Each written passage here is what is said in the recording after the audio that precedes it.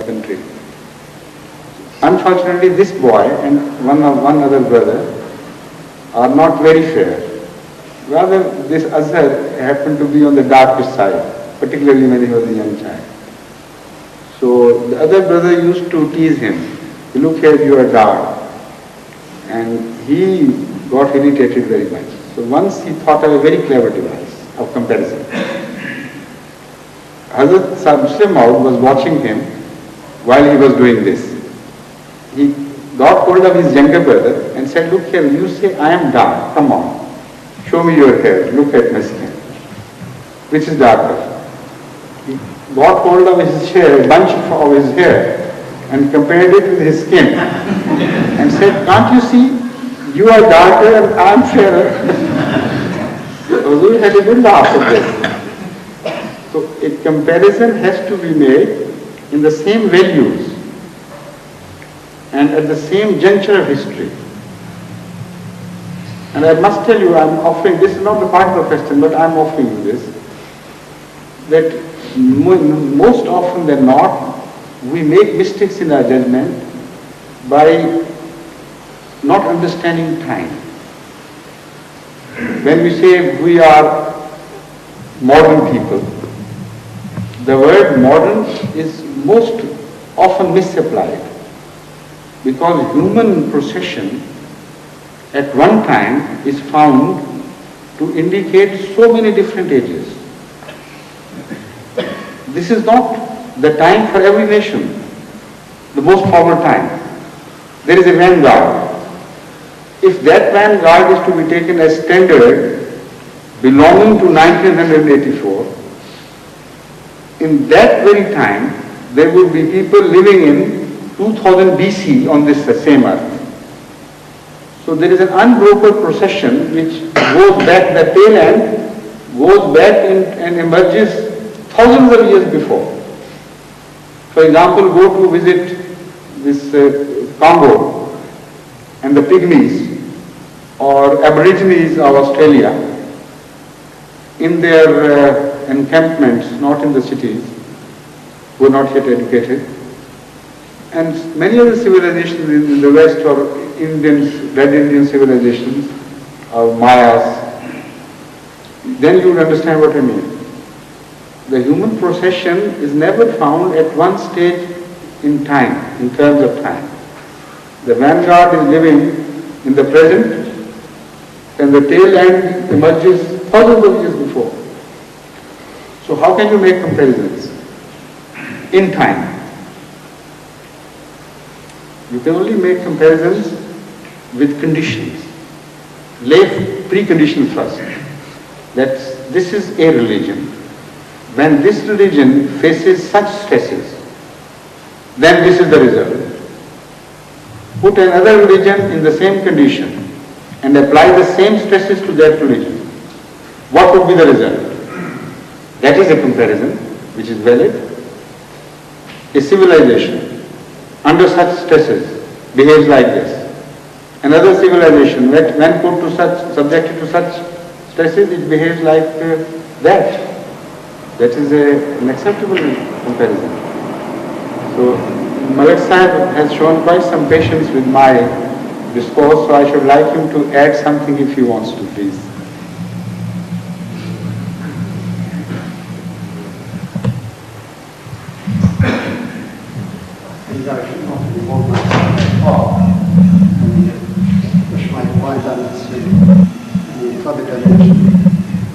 My question actually, or the clarification I requested for was just very partial, very limited. I was not at all comparing the complete body of Islam, the complete teaching of Islam. That's what I have explained, exactly. Pardon? That is exactly what I have said. You don't remember. I had two traditions in my mind actually for such a subject. Huzma Safa, wherever you find it. Huzma Safa. In fact, as it is said, probably it is correct, that truth is never new and it is nobody's property. Nobody can say, well, I have discovered it and I have meant it, and so forth. except for one saying of Hazrat Rasulullah, al-hikmatu dawalatul mu'minin. That's what the second tradition I had in my mind. So I would love to jump to anything beautiful which is in line with the values of Islam. I don't care where I find them, that was the point. So when I related the impression of those people at that particular time, that was only in a very relative way, that they also admired that magic in a way, that was a magical impact on them, that they, being Muslims, they had to profess and say that, well, Islam, these values, they also were saying very relatively what sort of Muslim they were. It is beside the point, but that was very, very relative and partial question for our civilization, which we have produced. Was no comparison between Islamic civilization and the Western civilization. Horrible in many ways, of course. I despise it myself. I hate to know that civilization at all. But it was just a relevant thing that beauty is beauty wherever it is. That is correct. There is no doubt about it. I actually more myself have a word from beauty. But some of the audience misunderstand you, and then it is my duty to clarify their impression of what you said. So in fact, I was doing that. Any other questions, please? Yes? So you are doing Shah. So Shia side. Hazur, my name is Muhammad Abdul Rashid. Muhammad Abdul Rashid. Sorry about that. I don't mind, I mean, you can call me Rashid. Muhammad Abdul Rashid. Yeah, well, original name was Abdul Rashid, but I added Muhammad later on. What did you say? Hazur, I have a question about Hazrat Muhammad to ask. We say Hazrat Muhammad Mustafa sallallahu alayhi wa sallam. We say An-Nabiyyu Ummi. And you see there are 2 or 3. You don't have to say that. I've read it somewhere. It would be quite different. Ummi, हमारे नबी Ummi. That would mean Nabi is my mother. No, I don't mean that way.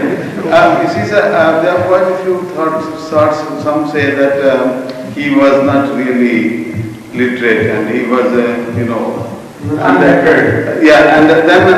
according to Surah Hudaybiyah, there is an incident when Hazrat Muhammad Mustafa sallallahu alayhi wa sallam changed the wording which Hazrat Ali wrote, and he put Muhammad ibn Abdullah instead of Muhammad Rasulullah.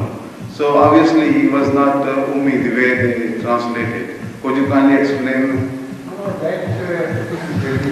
That incident you are quoting does not indicate what you are indicating, unfortunately. The fact is that when Hazrat sallallahu alaihi wasallam was told to sign, he knew how to sign his name. That is one thing he had learned. But when he was made a prophet, at that time he was totally illiterate, in the sense that he had not read the art of reading or writing at all. But he learned how to write his name, and he knew where it was written.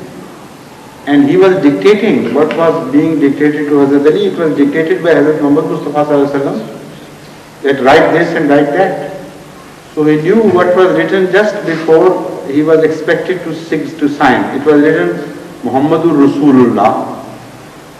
So the opponent, being hostile to the claim of Muhammad sallallahu alaihi wasallam that he was Rasulullah, Allah's prophet, insisted that in this agreement this word Rasulullah should not enter, because in the first place we do not believe you to be Rasulullah.